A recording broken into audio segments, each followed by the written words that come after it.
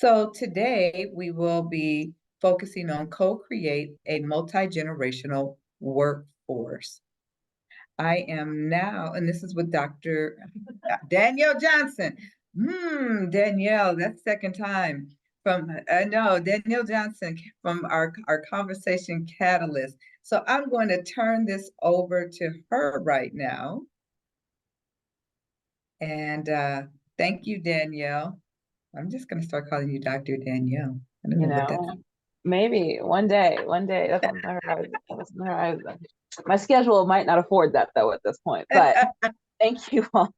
Thank you all for having me. I'm going to go ahead and share my screen. Please, please, please let me know if you cannot hear or see something. Nothing's worse than me going on and on and on, and you all don't see what's on my screen. So that being said, thank you for having me this morning. And our topic today is co-creating a multi-generational workforce, in which case we all work and play, live and play in a space that's multicultural, multi-generational, just multi, right? There's so many things happening within our communities right now, and how we address them. As shared, my name is Danielle Johnson. I have the privilege and pleasure of serving as your conversation catalyst today. There's some new faces that I've not had a chance to see on here and some returning faces.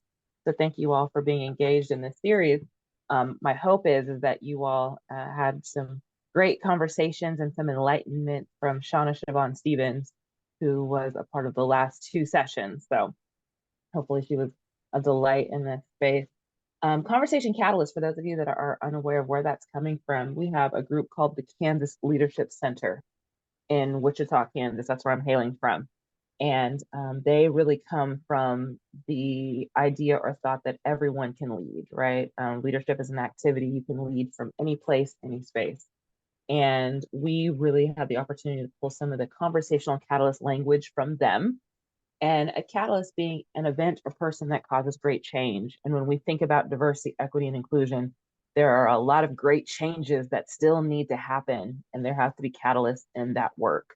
And so I am engaging in front of you today as a catalyst in this space, open to learning from you all while also sharing what I have to share with you all today. So we certainly want to treat this as a learning engagement space. So we'll move right along. There will be an opportunity for us to do some breakout groups, and then we'll also have an opportunity to engage in the large group. And as we do this, I just ask that you follow some of our conversational expectations today. And that looks like facilitators reserving the right to halt the discussion and maintain order. I've been in a number of discussions, some of which have been incredibly heated, people on either side of the aisle. But what's been important is maintaining a level of respect. You might not agree with what I'm doling out today, or you might not agree with some folks in your breakout session. However, my hope is that we continue to be open and willing to learn and educate ourselves and each other in this space. So we want to be present and respectful in this space. This is your time and my time. And so please be as engaged as you possibly can. If you're like me, you have 2 or 3 screens up, your cell phone, your watch is pinging and all of that. Maybe take some time to consider quieting those other options, minimizing the additional work that you might have up on your screen. And then if you can, if you're in a place and space, I would ask you to join us on camera so it can feel a little bit more connected if you can do so. Again, if you have the technology and you're in the place and space to do so, I would ask that you join us on camera for a more robust conversation and experience today. I'm going to ask you to lean in. Oftentimes we're in places and spaces of comfort. We are creatures of comfort, right? But we have the opportunity to lean in discomfort, into discomfort, and engage with one another, listen and learn about some different values, backgrounds, cultures, and what people are bringing into the conversation today. Wait, why am I talking? Why am I not talking? For some folks, they might be a little bit more introverted, or maybe need a little bit more time to process. You might not be someone that likes to just hop into the conversation. I ask, if that's you, to take a moment and to consider sharing or discussing your thoughts and your ideas in this space. For those of us that are a little bit more extroverted, oftentimes we don't realize we take up a lot of space, both unintentionally and intentionally. I ask that you just wait for a moment, but I think we're a good enough sized group to be able to hear from anyone that would like to chime in, with also keeping in mind our time constrictions. Land the plane, which is one of my favorite, personal favorites. Please ask your question, say your statement, right? It is easy to put your foot in your mouth. However, we ask again that we utilize this as a learning space. So get what you need, ask your question, And in doing so, we want to assume good intent. It's easy to go with the labels of racist, sexism, homophobic, transphobic, sick, sexist, right? There's no shortage of terms.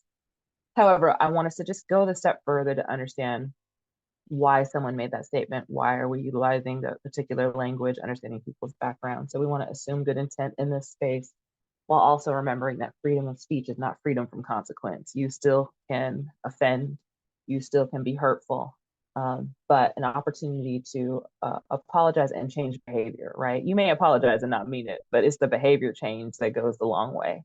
So being mindful of that. And then stories stay, lessons leave. You may be apt to sharing your background or sharing something that's happening in the workspace.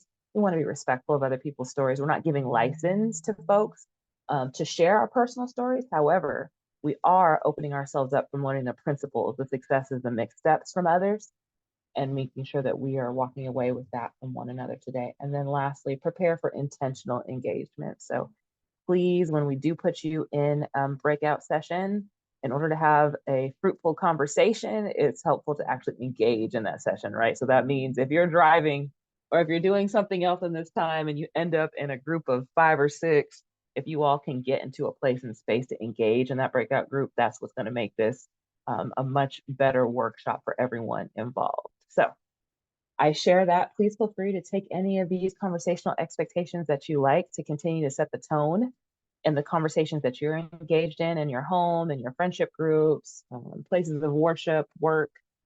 Because oftentimes folks that come to these trainings are already engaged in this and they're looking to learn a little bit more, but it's taking this information outside. We'd like to say that after we all log off today, what are you doing with what you learned today, particularly in DEI work? How are you engaging your spaces of influence in your communities? Also want to take a moment for just mindfulness, a mindfulness moment. There are some folks I believe on the screen have shared that they do practice mindfulness, however much time you get to just kind of sit and breathe, root your feet to the ground when you can. How are you staying engaged in the spaces as best you can? I want to kind of start with the quote. We need to remember across generation that there is as much to learn as there is to teach. Gloria Steinem, right? There are so many things, right? The generation I grew up in, the generation my parents, my grandparents grew up in, there's so many things to share, learn, and teach. And we have the opportunity to go back and pick those things up while also carrying the baton forward. But how are we educated about those things? And how are we engaging across the generations to move our mission and visions forward to engage our communities? I'm going to share this quick video. Again, please let me know if you cannot hear something. It's kind of a great depiction of what's going on in our multi-generational workforce today.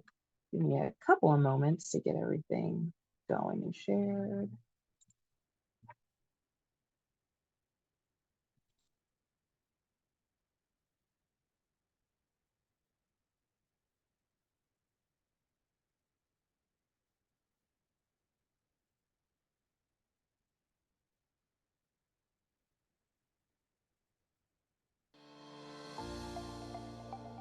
The faces that make up the American workforce have changed dramatically over the past couple of decades. Unlike in past years that generally only had 3 different generations in the same workplace, in contemporary times, that number has increased to 5 or 6 generations in the same workplace. This increase has resulted in workplaces having a wider range of expectations that differ depending on age. That doesn't mean that this shift is a bad thing. According to a 2018 Randstad Work Monitor study, 86% of global workers prefer working on a multi-generational team. Before we continue any further, it should be clarified that every individual born in a certain generation does not necessarily fit into the broad characteristics defining that generation. Broad characteristics cannot be attributed to every individual. My name is Beth Livingston, and I'm an assistant professor of management and entrepreneurship at the Tippie College of Business at the University of Iowa. Kaleidoscope Career Model says that there are 3 different things that we care about over our careers, which is that we care about challenge, we care about balance, and we care about authenticity. And that the degree to which we care about each of these things shifts and change over time, just like a kaleidoscope. The 3 colors never change, but the combinations do. And it's an attempt to get us to acknowledge that you know, people will always care about challenge, balance, and authenticity, but at different degrees. And we can meet people where they are and create policies that allow people to spend their entire careers at the same company and getting what they need. Because what we tend to see is, for instance, if you're just new from school, it's challenge, challenge, challenge all the time.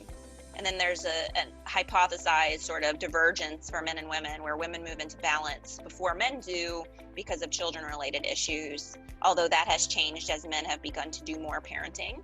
And then authenticity is something interesting, as we see, for instance, men often move into the desire for authenticity in their retirement years. I'm going to leave this career and I'll try to do something that's really me, authentically me, that I care about, that I value. And women who move into entrepreneurial positions often do that from a place of authenticity and balance. You know, there's sort of differentiations there. Having negative opinions between generations isn't a new idea. In the 8th century BC, Hesiod wrote, "I see no hope for the future of our people. They are dependent on the frivolous youth of today." To this day, generational discrimination continues with jokes like "Okay Boomer" or comments like "Millennials all need participation trophies." In many workplaces, comments like these often get a pass and are not reprimanded as being insensitive or discriminatory like racist or sexist comments are. Leaders in an organization need to take steps to let their employees know that generational discrimination will not be tolerated. Companies that allow workplace cultures that shame generations make it a less inclusive environment for different generations of workers. This can lead to a higher turnover and less competitive ability to hire new employees, both young and old. If we don't acknowledge that and we put in these blanket policies, we're not going to meet people where they are. We're not going to be able to keep them in our organizations for long periods of time because their needs differ and their needs change and shift. So what I need when I'm 25 years old and I didn't have any children was different than, you know, me at 39 with 2 children, which will be different when I'm 64 and, you know, I'm still excited for different challenges. And so the degree to which you can have flexible policies that almost serve in the sort of buffet style, where people can put together things that help them to do their jobs well, and that acknowledge differentiation without putting a value judgment on that, but your reward is greater, and that you can get people who are committed for longer because they'll feel supported throughout their career. They don't have to leave you to go somewhere else.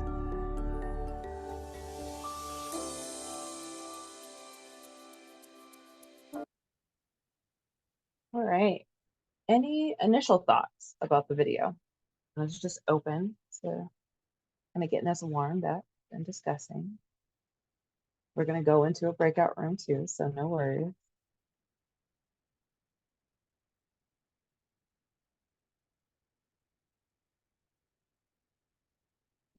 Get my screen set back up. Any initial thoughts from the video?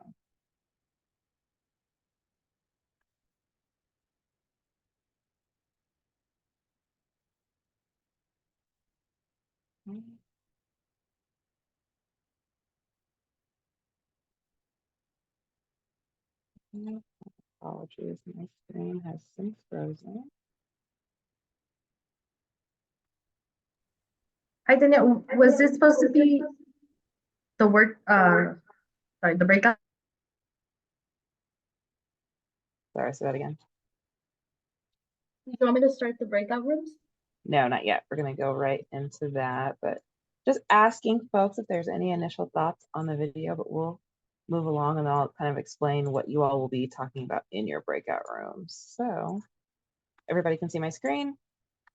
I want to just kind of underscore what was said in the video about generalizations. I'm going to make a number of generalizations when we talk about generations. You may, if I'm referring to millennials, I may say millennials are blah, blah, blah, blah, blah, right? That might not fall for you as a millennial. So just being mindful, oftentimes when we talk about generations, there are commonalities, there's common overlaying sayings, but that might not specifically apply to you. So just keeping that in mind when you're talking about generations, there's going to be overlaying conversation and statements. You all are going to go into a breakout room here in a moment for about 8 minutes and just kind of engage. And what I want you all to discuss is just share what your experience has been working in a multi-generational workforce. What's been the challenges and what has been rewarding? I ask that you all just kind of be candid. What are your own personal experiences as you reflect on your age and how that identity shows up in the workspace, workforce?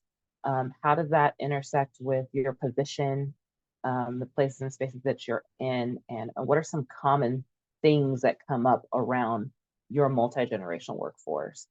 And then just be kind of reflective of who is in your space. Do you skew a little bit younger? Are you skewing older? Or is there more of a specific population? Who takes up leadership? Who is your executive director, CEO? Who are your board members? Who is at your entry level? So just engage and be prepared to have that sort of dialogue. Again, about 8 minutes. And then if you can choose someone that can share out what you all talked about, that would be great. Questions, concerns? Okay, go ahead and go into your breakout rooms.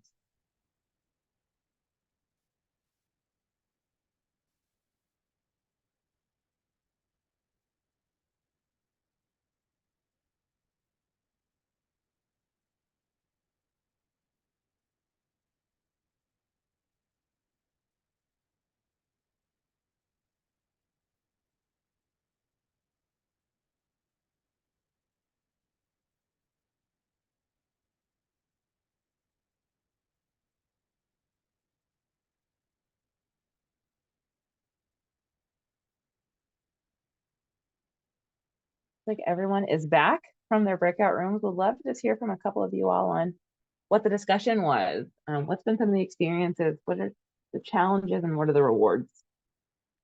And just feel free to unmute. I can speak for our group. Okay.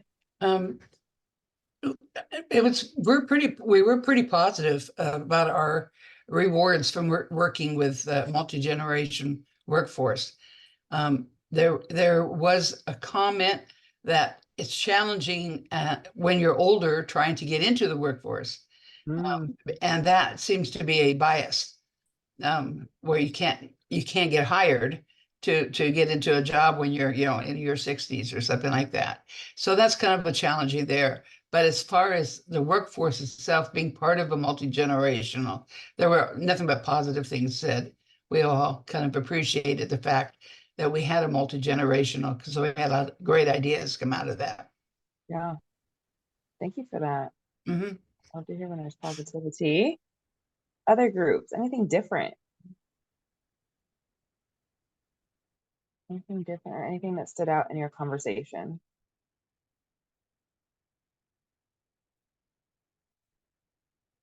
And I saw the microphones going, so there was conversation happening in your small group. I can go. I think to tie into what Diana said, that it was more positives for our group also. One of the things that was brought up was how, like now with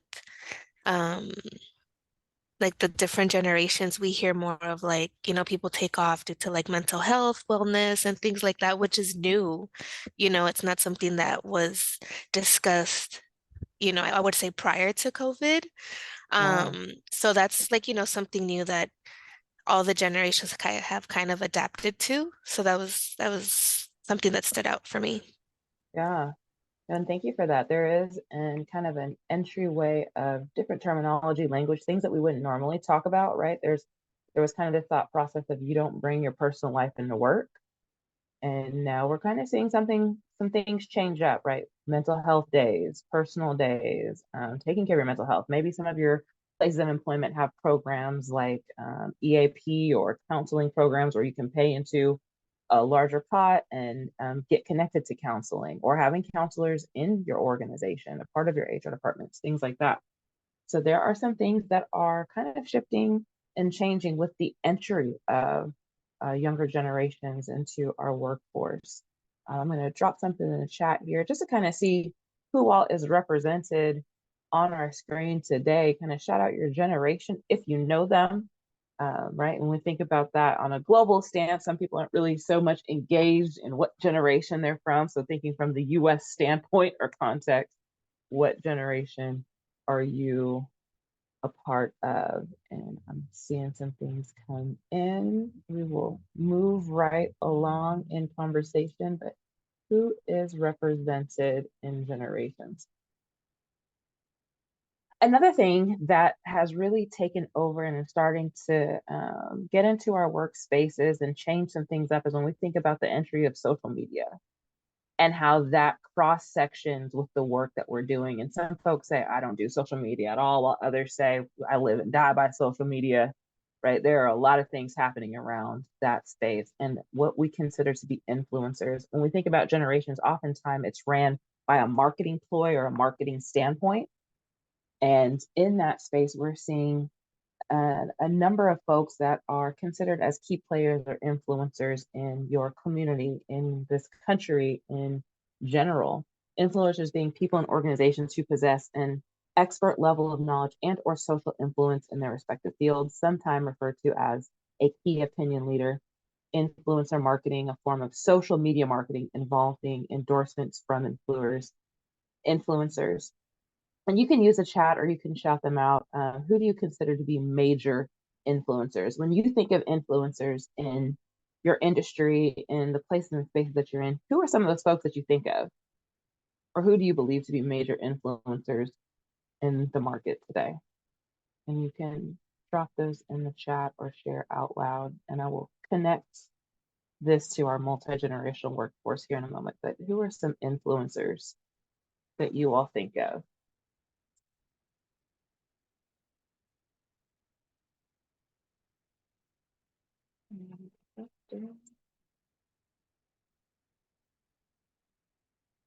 Taylor Swift.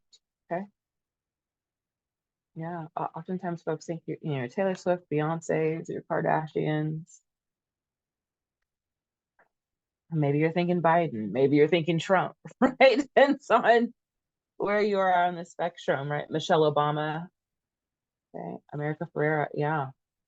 Oftentimes it kind of parallels with your entertainers. I'm going to go to this page. Some of these faces you may know, some of them you may not.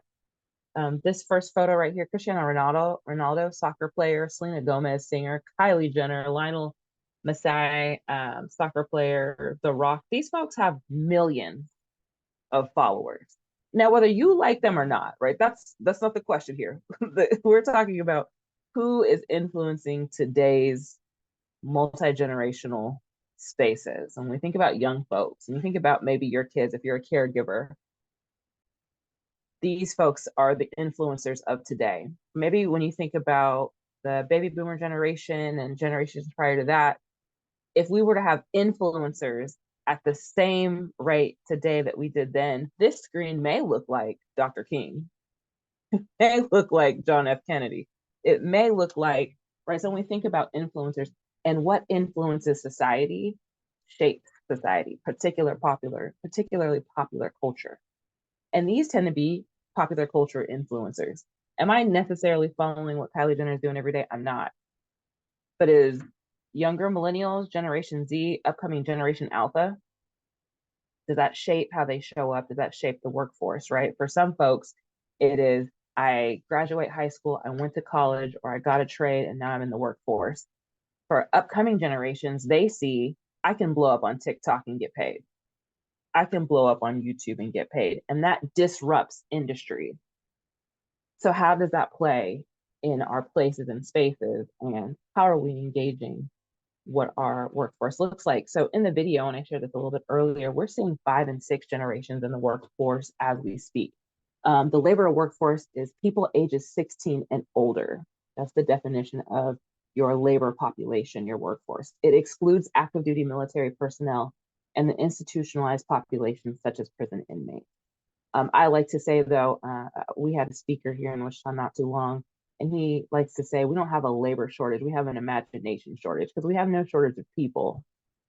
But where are those people housed, and how can they be a part of the workforce? So when we do think about our prison population, how many folks are imprisoned and could potentially re-enter and get a job? But it depends on what that background is and what that crime is that they committed, and if they're able to get back into the workforce, right? We have an immigration population, we have a refugee population. There are no shortage of people, depending on the industry, but how are we changing the appropriate policies? What do we need to do in background checks to ensure that folks can, in fact, become gainfully employed?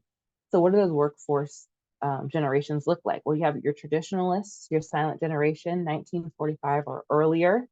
We're seeing those folks coming out of the workforce in droves, to include your baby boomers, whose years are 1946 to 1964. Generation X is certainly on the come up, particularly when we think about leadership routes, starting to take more of those CEO, those higher level positions, those C-suite positions, executive director positions. They are 1965 to 1981, with millennials also stepping into those leadership spaces as we're seeing boomers coming out of the workforce. That's those that are 1982 to 1996. That's the largest group in the workforce currently, is your millennial population. Generation Z coming in hot, and in your workforce today. They are between the ages of 1996 to about 2012. Generation Z also goes by iGen or post-millennials.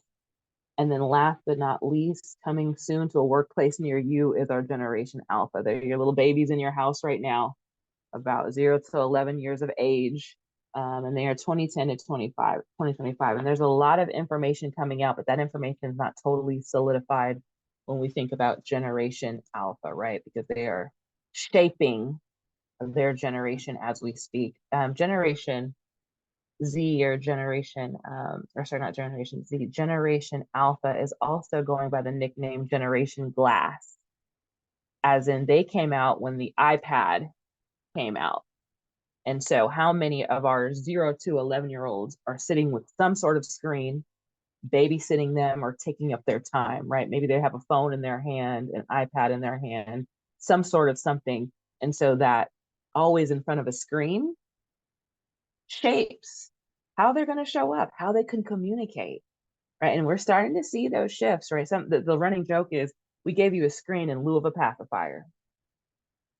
So what does that mean for our incoming generation? Screenagers is something else that's right. These quick little quippy things to say. How often are your teenagers walking around with their heads down? And then mirror that to how many of adults. How many times have you sat at the dinner table and no one's talking and they're doing this? That shapes communication, that shapes your ability to engage with one another, and that shapes generation. But what we're seeing is growing diversity. Our millennials and Generation Z is some of the most diverse populations. I like to say that our country is browning and graying. We're becoming older and we're becoming more multicultural. You're seeing a lot more diversity coming.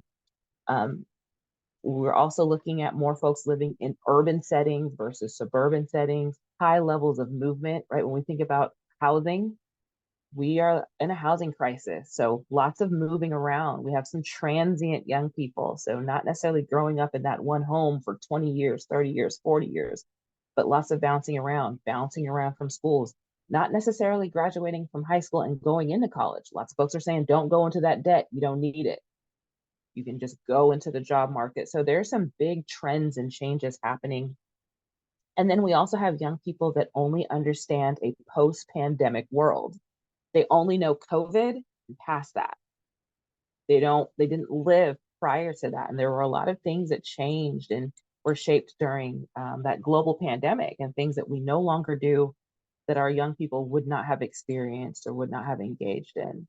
So just kind of thinking about our upcoming enrollment cliff in universities, right? We don't have as many children coming out of high school going into college, and not as many people choosing that. And so we're going to see potential school closings. I know here in Wichita, we're looking at closing some of our elementary and middle schools because we just don't have the population. So it also depends on where you're at in the country. Do you see a lot of folks coming into your community?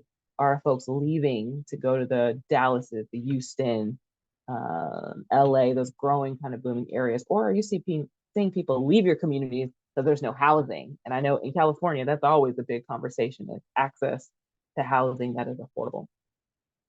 So just kind of getting a set in the tone of what the generations look like, what's shaping those generations, and just kind of thinking about, as you were growing up, what were the things that helped to shape your experience and your generation's experience.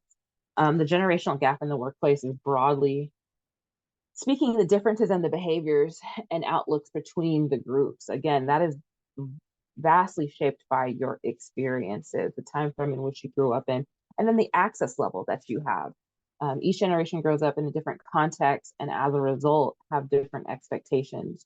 So for instance, members of the silent generation are typically depicted as being more fiscally responsible, a little bit more conservative, while baby boomers may show more liberal fiscal tendencies.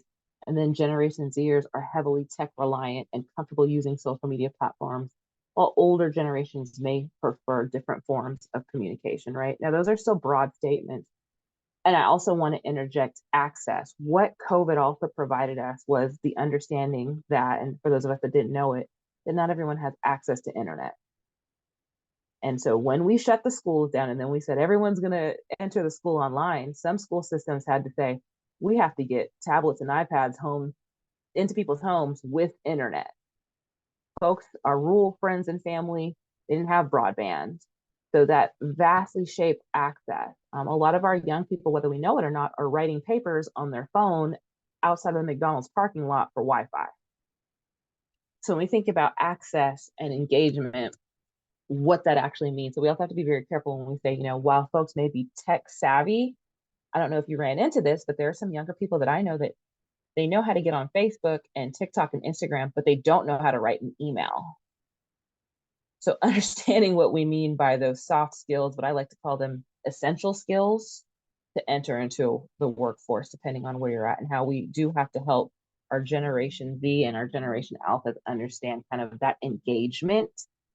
Oftentimes I hear from young people, I don't know how to mix and mingle. I don't know how to network. While there are those of us that might be a little bit older that had to network or had to engage. And so those are some of those gaps. And when you think about if engagement just happens with my head down and I know how to text and I know how to date online and I know how to engage in the meta universe, but I don't know how to engage person to person, that creates communication breakdowns in your organizations and companies because folks aren't necessarily comfortable doing the one-on-one face-to-face. They only know how to be robust in conversation through chat. And that creates some of those conversational breakdowns and issues. We think about Generation X just right in the middle. Oftentimes they're looked at as the bridgers in the conversation. They kind of grew up in a little bit of the baby boomer era. They also understand what it means to be a little tech savvy, growing up alongside the millennials, right? With the internet being introduced and watching computers. For some of us, we went from Oregon Trail to black and white big old boxes to we're right there on social media too, so we can hang, right? There's a little bit of that going on, and there has to be that bridging of the gap. And oftentimes Gen Xers can get placed in the box of, we need you all to bridge, we need you to play the middle ground and middle game. And that's something that you're starting to see more of. What's in common with millennials and Gen X is that digital savviness, eager to lead, driven by purpose. And then in common with boomers and Generation X is employer loyalty, virtual team leaders, execution focus, identifying and developing talent. The other thing that we have to be careful of is that cliff, though, where Generation X gets overlooked to bump the millennial. And that happens too. And so how are we making sure that we're engaging across different platforms? I see similar to the latchkey generation. Sorry, I missed that in the chat. Unique pieces to Gen X, strong desire for external mentoring and development, confident leading with empathy, right? And just thinking about what happens in these generations, right? I said earlier, like Dr. King being an influencer, but also thinking about all those assassinations during the time frame that folks grew up in, right? Maybe you grew up in the time of the civil rights movement. So big, great movements, change happening, people taking a stance, wars that happen, who our presidential leadership was at the time.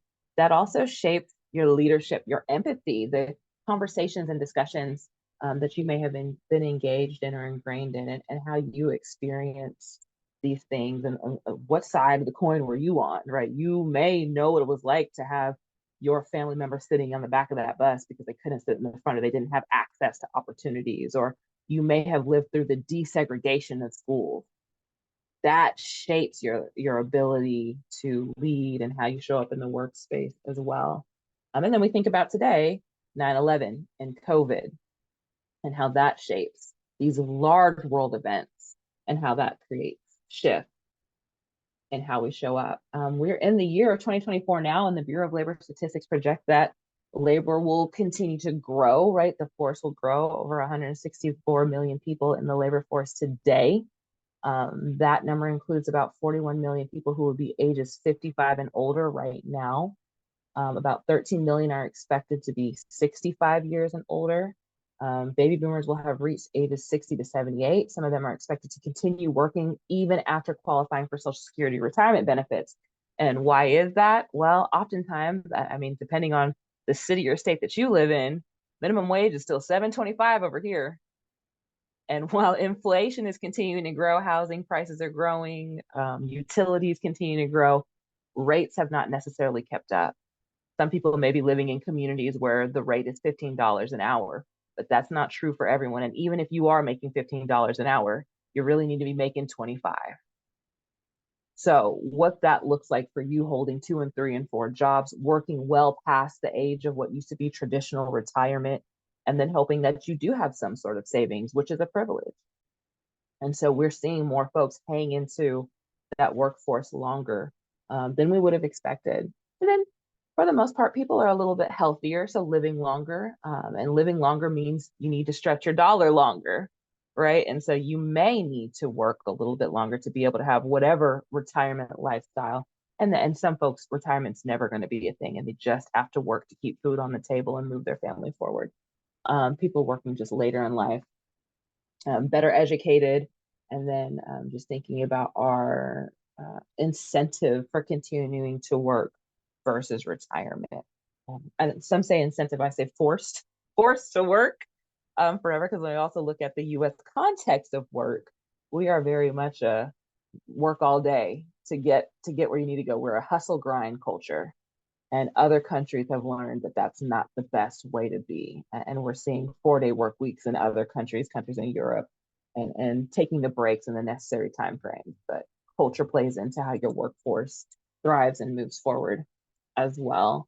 The development dimensions of international EY, Ernst & Young has some information out there as well, sharing a report showcased that more than 25,000 leaders spanning 54 countries and 26 major industry sectors found that Generation X is now accountable for 51% of the leadership roles globally, with an average of 20 years of workplace experience, and they're primed to quickly assume a lot of the top executive roles. So just kind of thinking about that changing dynamic and how that will shape your workforce. Generation X aren't typically considered digital natives to the extent of millennials and Gen Z. However, Generation X leaders are just as likely to be comfortable with leveraging technology, as I shared earlier, in the workplace.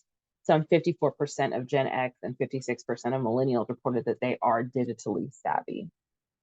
But it's also important just to kind of spot check and consider in your workforce, when you are changing or entering into new technology or trying to digitize those sort of things, it's important to not make assumption that everyone knows how to use the technology or no one knows how to use the technology, right? Put some onboarding in place for everyone to opt in so no one feels left out. If you're going from Microsoft 12 to Microsoft Outlook 16, a how-to guide helps everyone. I mean, while I like to think I'm digitally savvy, I don't know everything. Obviously, I have a cell phone and I certainly don't use it to its full capacity.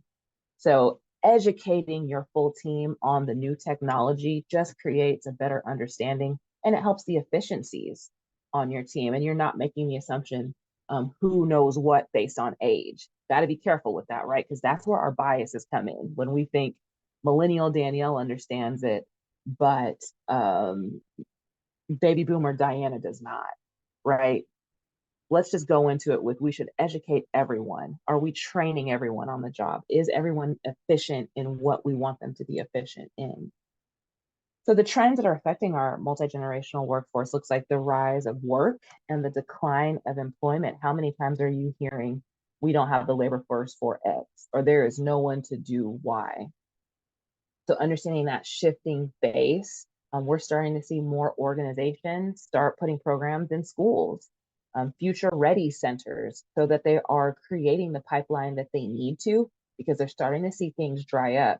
We had a large push in the 80s and 90s and the early 2000s to send folks to college. We were farming people into four-year universities, and that affected our trades, right? We told everyone, go get a four-year degree. but also realizing we still need our construction workers, our plumbers. We still need folks that are going to do those pieces to make sure that our industrial nature is still there, right? So that when you turn that faucet on, water is coming out and someone can go down and fix that broken sewer pipe. So just thinking about now, we're trying to push people back into the trades and trying to get folks to get back into those spaces. So we've also noticed that folks have been quietly quitting and the great resignation, right? People have been leaving jobs before we knew it. In 2022, Gallup had a survey that suggested that at least half of the US workforce consists of quiet quitters, right? The big quit and the great reshuffle that happened after COVID.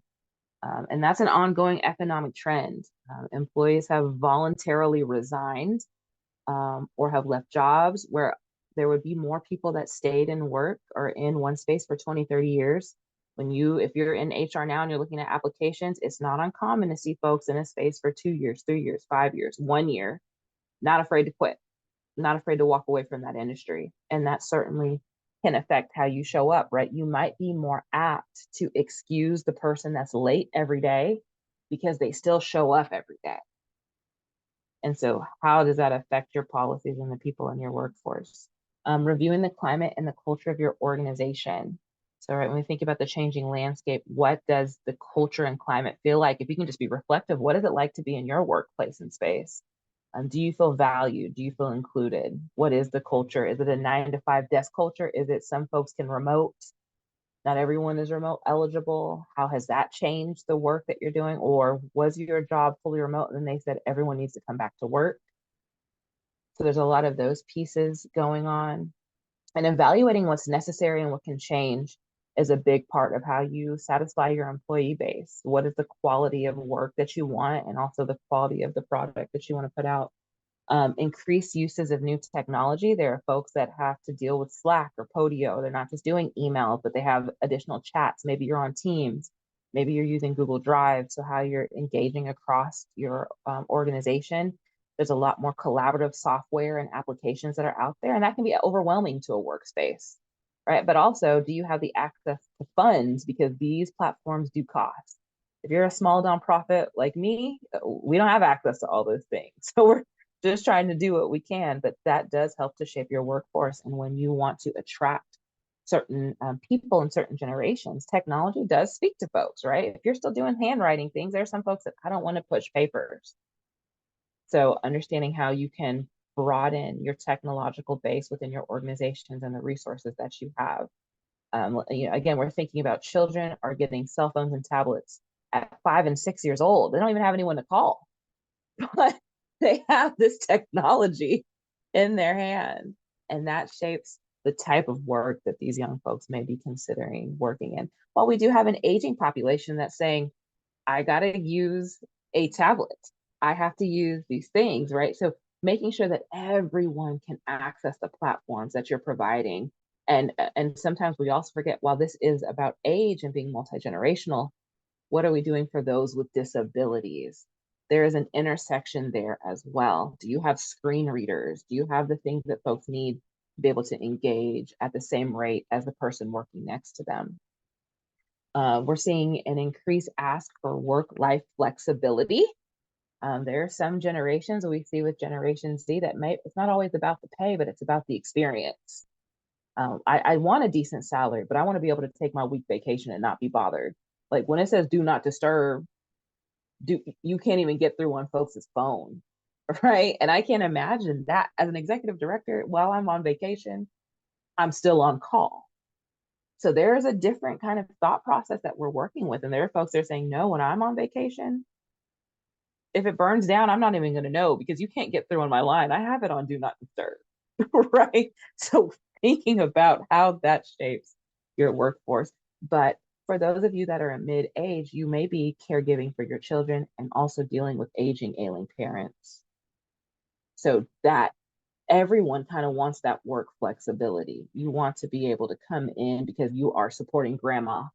You are also have a special needs child. So that flexibility is really important for everyone. And then increased expectation for continual development. There are folks that want to go to the professional conferences. They want to know how to grow their skill and understand their skill. And some folks are utilizing that, growing that skill in the workplace so that they can get that next job. Or they might be going back for that certificate, or they want to be able to move up. And so folks are looking for that as well. Flexible time, but also how are you investing in me as an employee? Because I'm going to be in the workforce a little bit longer these days. Social Security might not be there for me. Retirement might not be there for me. Or maybe I grew up in a household that doesn't even know about retirement, right? We still have a whole group of people that are not financially literate because they've not had access to financial education, right? Some schools are putting that into place, but not all schools, right? Buying a home is not innate. People don't always understand that process. Saving money, getting a loan, growing your credit, writing a check. Some of these are still very foreign concepts. And we're starting to see some workplaces put in life skills training as professional development. They're putting in, if you want to learn how to purchase a home, or if you want to learn how to be a good renter or tenants' rights, they're starting to put that into their professional development, because we're finding that the soft skills, or what, again, like I like to call essential skills, are not necessarily coming into our workforce in the same way. So how are you all educating and bringing up the workforce or labor force that you're wanting in your jobs? Let me go back. Increased way for new ways to reward and recognize employees, right? While some of us cannot get paid 25, 30, 40, $100 an hour, depending on our career paths, if you are at that 725 to 13, what are some different ways to incentivize, particularly retail, restaurant, service-based industry? How are you incentivizing and rewarding your employees? What are some opportunities? Are there mental health day access? We're starting to see things like diversity days, because everyone might have a different culture or a different holiday. While Christmas is the day off generally for most folks in the career field in the United States in space, if you're celebrating or engaging in Ramadan, if you're engaging in some of these other spaces, how do you get those appropriate days off? And it looks like floating holidays, floating vacation opportunities. Some workspaces are saying you don't even get necessarily saved vacation time. You just put in and we give you the days off, and we're trying to be responsible with covering and making sure that you all have the appropriate days. So there's some things happening across different organizations. Increased need to engage the entire workforce, increased emphasis on innovation. We hear that word all the time. It's certainly a buzzword, but what are you doing to innovate? How are you engaging your workforce? How are you having the listening sessions, and not just listening, but implementing what some of the folks are saying around the table, right? I don't know about you, but I've taken a number of surveys, and I always wonder what happens with that survey. And I know I provided this advice. I've not gotten the feedback on the survey. I don't know what's changing. I didn't ask for the blue jean day on Friday, like, right? Some of these things. So if you're gonna ask for some feedback and advice, how are you implementing and providing that feedback back out to your organizations and the people that took that information, and being good stewards of that information? There's a lot of upskilling happening, upskilling and reskilling, right? When you cannot hire more people, how are you looking around at the current talent that you have and saying, you know what, Jennifer would be great in this management position, and while she doesn't have maybe that degree, can we supplement it with a certificate? Or can we get some mentorship happening so that we can bring this person up, and then we're opening up that entry level, but we're really taking the talent that we have in-house and getting them where they need to be, or we're willing to pay for them to get that extra class, that extra hour. Do we actually need a degree in this space? Or, and that's not to take back, because many of us paid a lot of money for those degrees, but when you have a shortage, you get kind of, things change. I think about here in our school system, we have a lot more substitute teachers that are becoming teachers because we need people at the front of the classroom. But how is that a good balance of making sure they have the educational background and understanding to be in front of that classroom to move things forward? So those are things that continue to affect our workforce, and how are we moving and moving with that information. Also thinking about how the workforce is changing, how our labor force is changing. A 2017 McKinsey Global Institute study showed that 20 to 30% of the working age population in the US was engaged in independent work. So again, some of us working a 9 to 5, maybe in a nonprofit or a corporate setting, but think about how things like Uber and Etsy have come and disrupted the labor market. Folks don't actually have to go into 4 walls to do work. They don't actually have to leave their home. They can drive and literally Lyft and Uber and make a living wage. People that are door dashing, people that are doing grocery pickup. Those are jobs that people are engaging in. And when folks choose those entrepreneurial to some degree jobs, they're not necessarily applying for your jobs. I can control my schedule. I can Uber when I want, clock in, clock out, flexibility to that. I have an appointment at 2. I'm going to do a couple of ride shares, go to my appointment, take a nap, get back on it. There's control in what I get to do. And the entry of those opportunities changes our labor force. The trend spans the gamut from individuals who convert their passions into professions, YouTubers, podcasters, gaming, live stream. I don't know how many of you all are caregivers that watch your child watch other people play games, or what adults watch other adults, or people are unboxing, or they are getting clothes from Temu and their whole day is about, I did a Temu haul. They're getting paid for these things that seem like crazy. And for those of you that don't know what a Temu haul is, Temu and Shein, where you can buy a bunch of clothes or really cheaply made items, they get shipped to you and you open them up and you literally describe and talk about the outfit, the cleaning product, the ice making machine, whatever it is, and you get paid because now you have all these folks following you, listening to your opinion. The rise in people that are taking Wegovy shots, or shots that are helping folks lose weight, that are giving reviews online, that has become an opportunity to have a paid job, which might keep people from coming over and applying for Wichita Habitat for Humanity to help us build homes. So we have a very large competing workforce. So again, but who are similarly shifting to digitally mediated self-employment? Our teachers, our salespeople, farmers, chefs, personal shoppers, right? People are shifting out of your traditional labor workforce to do a more individualized piece. And so when you see a shortage on nurses, if I can make more money doing this for less, I may shift out of that workspace.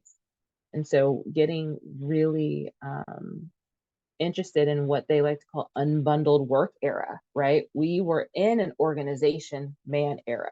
Worker 1, 2, and 3 go to a company and then they go out, right? Customers, it's cyclical. In this new kind of work environment, there are varying platforms and people don't have to go into the institution. They can go wherever they like to work. So what do we do about that, right? I kind of presented some problems and some solutions and what's happening, but in these next few kind of minutes, just talking about how do we work across generations and how are we doing it effectively? And that looks like adaptive leadership, right? One size does not fit all, particularly in this work landscape. So how are you creating a culture with values and norms that are more universal to your organization? How do you, if you're in a leadership role, or maybe you're in a more mediating space, or how, when you think about engagement, how are you adapting to connect to the folks in your space? Because now it's about retention. You might not be able to recruit, but you do have to hold the purpose and retain the people that are in your workforce. So how are you engaging them? Utilizing multiple ways of communication. Some folks are comfortable with just email, while some folks want to talk on the phone, while others may be on a chat. So you've got to get very organized. In my other hat, I serve as the executive director for Wichita Habitat for Humanity, and we do affordable housing solutions. And some of the pieces I've noticed is I have a very multi-generational workforce. I have people that I hate technology. Can you write that down on a note? To only message me.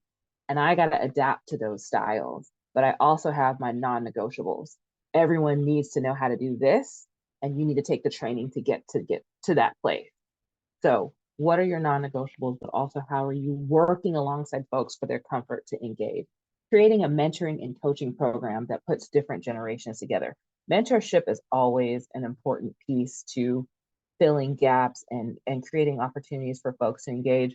There was an AARP research report that came out in 2019, and they had a good survey that said that mentorship is one of the most effective ways to build a multi-generational workforce, making those who have had a mentorship relationship more likely to see the benefit of collaborating with people from different generations, right? Mentoring programs go a long way with organizations. So pairing folks up with content experts and perpetuating consistency. A mentorship program isn't we just meet one time and we're done. It's ongoing, engaging conversations, right? It's once a month I get with my mentee, or I'm in a group mentorship situation. Maybe your CEO, your executive director, your board chair, maybe your leader is willing to take on a group of 6 people, and they do a lunch once a month, and they're engaging and they're talking and they're sharing. And that leader, that manager, whoever that mentor is bringing those mentees in the spaces that they're in so they can listen and learn. They're sitting in on meetings. They're a part of the large contract negotiation. They're a part of the client conversations, right? Now, there's some spaces you can't bring people in because there's such a sensitive nature of information. But in the spaces that you can, you're really taking the time to pour in and engage and getting people acquainted with one another. You're creating opportunities for engagement outside of the workspace. Some people are like, I can only deal with you from 9 to 5. I don't have any more to give. If you can do an evening something, a weekend something, right? A group outing, the bring your family to the baseball game, the out of office potluck time frame, just building the relationship to get to know folks outside of the normal workspace creates more of that familial culture. And you have the opportunity to kind of let your hair down a bit. You want to be mindful, right? We don't want HR issues, but one of the opportunities to engage and really get back to the basics, to really get to know people. Retreats are important if you have the capacity to do them. Spending those half days with the whole staff, reminding people about the handbook and how do we build policies together. Hey, I'm going to introduce a new policy. I want to put this in front of the whole team. What are your thoughts? Getting that feedback, right? If you're changing the clothing policy, some of our young professionals are not wearing suits and some of them are, right? But we're starting to see some of our banking industry make some changes. You can have tattoos on our police force now in Sedgwick County. And that used to be banned, but now they're able to do some more recruitment. So what are those policies that you might need to look for that are creating barriers for different generations to come in? Are you saying you need 10 years worth of experience versus 3, 5, 6 years? What do you actually really need to work in this industry? And what are the barriers that might keep people from accessing our work? So those engagement opportunities, those social hours, happy hours, trivia nights. And then looking past generational stereotypes, because we all have stereotypes, right? We all have bias. You can't totally root bias out, but you can mitigate it. You can know what your biases are. I worked at Wichita State University for a number of years, and I noticed over time that I was not connecting well with our incoming freshmen. And then I created a bias on, I don't want to work with any 18 or 19-year-olds. I just can't do it, right? I created these biases. But I also realized I need to change my mentorship style. I need to change how I engage these young people because it's a vastly different generation. And so how am I becoming invested and engaging and being strategic in how I'm working with this incoming population and making sure I'm not keeping them from leadership opportunities just because I don't like working with them, right? So understanding what your bias is and rooting that out and involving different generations in all levels of planning and cultivating that culture of collaboration, right? What are your strategic moves when you're working with a multi-generational workforce? How are we looking at being a heterogeneous space versus a homogeneous space? Policies, procedures. What's your mission and your values? And does everyone connect to those mission and values? Dress code, that continues to be a thing, right? We're starting to see more professionals showing up in Jordans versus heels. How does that show up in your space? How do you feel about that? Do those things matter in the work? Hair continues to come up, right? How you might feel about braids and dreads versus a fresh, clean cut. That's professional. What are you deeming professional, and what does that mean to actually getting the job done? Succession planning, which is very hard for a lot of our organizations to do. We don't always have the time or the resources to succession plan, but at some point you are no longer going to be in your role. How do you help bring up the next generation or the generation that's been there to say, you know, such and such would actually be great for this? Are we overlooking them for someone younger? Right? So what are those biases that are keeping people from being able to move forward? And then creating a culture of emotional intelligence and psychological safety. Some people hate those terms, but we do have to understand that people are bringing in their traumas into work. and we are in the mental health age, and we are having those conversations, right? People may have lost a family member, and instead of, we notice that such and such is always late every day. Did we ask them why? You may find that they don't have adequate transportation. It's not that they want to be late. It's, I have to catch the bus. And if you live in Wichita, our transit doesn't work on Sundays and it doesn't work after 6 o'clock. So if you're a third shifter, I don't know how you get there. And I don't know how you come back. Right. So it's taking the next step to say, before I go off on you for X, let me get to the root of why this is an issue in the first place. And you can find some folks are just late and some folks might have a transportation problem. So how do you work alongside your employees to be able to move that forward? We're coming up on time here soon, so we're not going to do this discussion in a small group, but just kind of thinking about some of the strategies I've shared, what would be challenging to implement some of these things? Can you have a mentorship program? Can you have a young professionals affinity group, or they like to, sometimes we hear a golden affinity group, our silver seniors affinity groups, so that you're bringing people together? Do you have access or opportunity to do that? What's the best strategy in your organization, and what do you have power to implement or not, right? If you're not the decision maker, maybe you have influence to share with decision makers. And how can you implement what you've learned or heard? It takes all of us to engage in a multi-generational workforce. We're in it. You're just in one, right? So how are you taking some time to engage, get to know your coworkers, and really understand those different generations, having the emotional intelligence to connect with those that you work alongside and understanding what they're bringing into the workspace, what's available to them, right? What's the reward systems that can be in place, and how you're engaging that up and coming workforce while also respecting those that have been in our workforce for a number of years that deserve to also be promoted, engaged with, and kept in the workforce as well. So I'm going to stop there and open it up for questions, concerns, thoughts around some of the concepts that we shared and talked about on just engaging and cultivating a multi-generational workforce.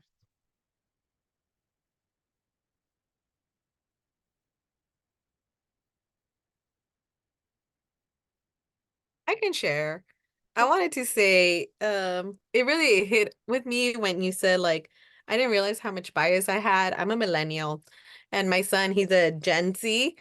So sometimes I'll be like, you need to help me with technology. And he's like, I don't know. But then I'm like, I see you on your TikTok, on your Facebook all day. What do you mean you don't know how to do this? So I would expect him to know how to do these life skills that he doesn't know. And I have to understand, just because he does know how to use like the apps that are important to him doesn't mean he knows how to fix it when I have like a crisis and he can't help me. So that Right. related to me. It was great. I really, really enjoyed this training.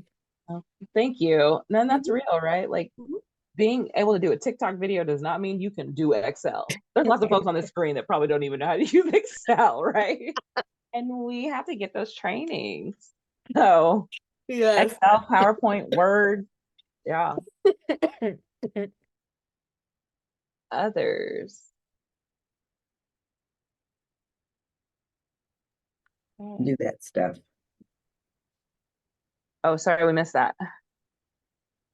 I was saying my grandkids show me how to do a lot of those things online. They're in Texas, and I'll call my grandson, okay, Abel, and he's like 11, 10 and 11. And I said, Abel, I need your help. Nana needs to figure out how to do, something on an Excel sheet and a formula. And he said, oh, yeah, Nana, all you have to do is this, this, and this. I said, okay, well, can you slow that down and then walk me through it step by step? And he will do it. And he said, okay, Nana, I got you. And then Yeah. he'll like even help me when I was learning how to do a Canva to do that. And I call him to do designs. And he says, oh, sure, Nan, I can help you with that. I'm like, dang, kid, you want to work for me? I'll pay you to do this stuff. And then I'll just take the credit, but nobody has to know, you know? Well, share the credit. Share the credit. I'll share the credit afterward, but the and he's 11 going on 12, and his sister's 10, and they sit and they think this is so much fun, and they're putting it together. And this generation, what is the alpha generation, their Mhm. little brother's 3, but because he's around them, he Mhm. does it automatically. Yeah. And I'm like, doggone it. So There make is sure good you're thing. around to take care of me when I retire. That's all I say. Well, right. That's half the battle. Well, Yeah. thank you all again for the opportunity. I will hang back if there's any questions, and I will turn it back to you, Darrell. All right, everyone. Give me 1 second. I'm going to share my screen. Second here. Yay. Oops. Yeah, so you can go ahead. If you haven't already signed in, make sure you do. You can use the QR code to sign in. And then next week, our next workshop rather, will be March 20th, and we will be talking about inclusive leadership. All right. That's it. And thank you so much for joining us. If you have any other comments or questions you want to ask Danielle, feel free to do so. If not, we will see you all on the 20th. Thank you. Bye, everyone. Have a good day. Thank you. Thank you. Have a blessed day. Have a great one. You as well. Have a blessed day. Bye. Bye, Buen Diana. día. Adiós, Diana. Thank you. Hey, Gracias. Miss Lonisha. Good Hola, to Miss see you. Lisa. Bye, Wow, Carlos. beautiful. Hi. I